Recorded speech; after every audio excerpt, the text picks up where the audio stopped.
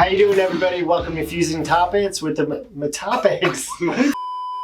Fusing Topics with the Mikulka Group. My name is Johnny, and this is Pete and Rob Feeley, project manager, all-around nice guy. You can come and see us at 275 Route 79 in Morganville, or call us at 855 Mikulka. So, Christine, why don't you tell the folks where they can find us? Sure, you can watch this podcast on YouTube. You can also listen to it on Spotify and Apple Podcasts. Thank you so much. Very professional, Christine, as always. Probably one of the things that you may not know, Christine, is that in the world of construction, electricians are considered to be the most prima donna trade that exists. So we get called prima donnas quite often.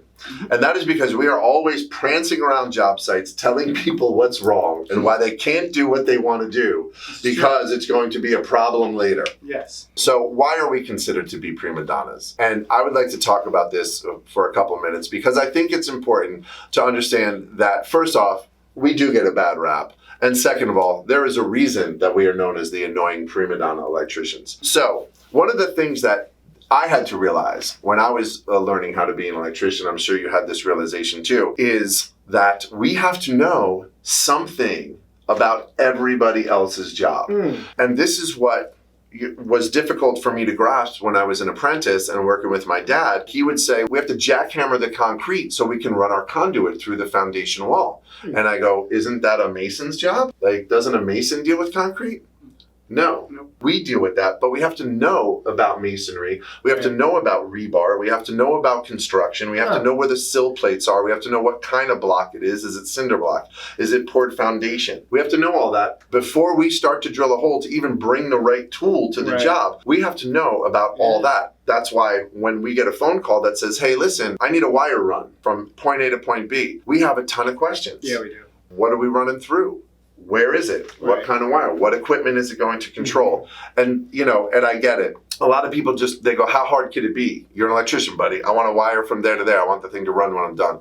However, because of all the other things involved, these are all questions that we need answered. And it's the same thing right on down the line. We have to, if you name a trade, I can tell you that there is something that we need to know about it as electricians. So if we move from masonry and we move into carpentry, we need to know how things are framed. We need to understand how the sheetrock is going to sit on the 2x4s when that is done. If we don't understand this, then there are big consequences that can be paid for that. So again, and I'm not here to belittle any other trade because all trades are important.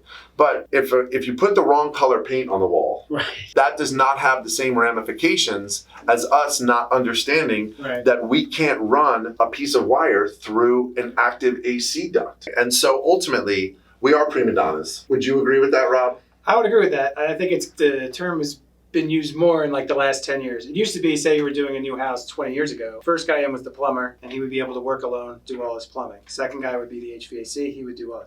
And then we would go in last and do our stuff. Now, the way building has gone in the last 10 years, it's a free-for-all, everybody in at the same time. So we're constantly telling people you can't put stuff here because this is where lights go, this goes, that goes. So they get very upset if they have to move their stuff, but you can't have a light off-center in a room. So there's things like that. And also other instances happen where people think it's okay to touch your stuff, which isn't good. Because electrical touched the wrong way is extremely dangerous.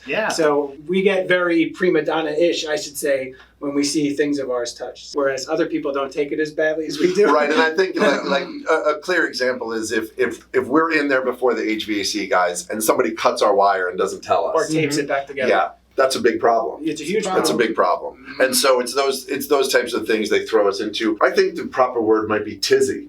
Does it throw you into a tizzy? A prancing tizzy. Or a hissy fit? A prancing tizzy. So listen, while we are prima donnas, there is no doubt about that. We're prima donnas, but we are for a reason. And basically the ultimate and overall reason is your safety. The reason that we have to be prima donnas is because we understand electricity, we understand construction, we are qualified to assess risk in an electrical capacity beyond anybody else. So a general contractor can't assess risk in the electrical realm like we can. So that is why we're always on the lookout for your safety. Right. We're always on the lookout for the best way to do something in the most efficient way. So I guess in closing, the thing that I want to say is, while we may seem annoying and we may seem like we ask a lot of questions, ultimately we're doing it for your own good. And I always tell folks, if I seem a little bit annoying with my questions in the beginning, you will be so thankful at the end that those questions were answered and that you end up with a fantastic electrical job done by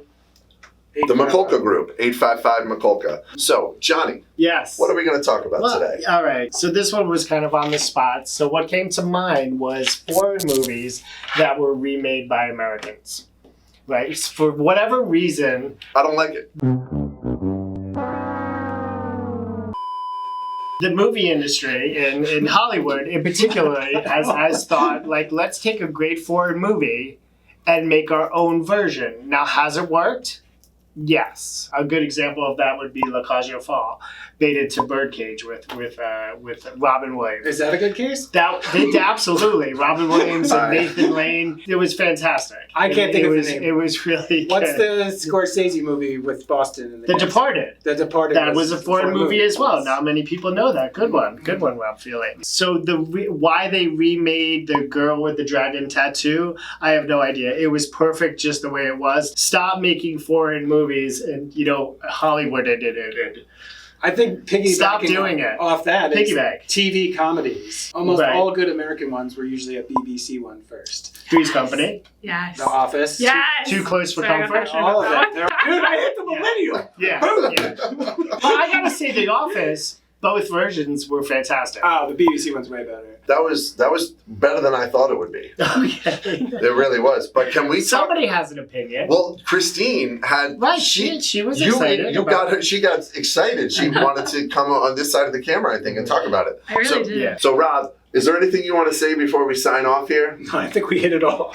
All right. So, listen, if you want to talk about music, movies, foreign films, Prancing Prima Donnas. right, or if you would happen to like to get some electrical work done, Oh. give us a call at 855 Mikulka. Mikulka. Come down and see us at Route 79 North in Morganville. Talk to Johnny, talk to Rob, stop in and talk to me. Hope to see you guys soon and stay safe.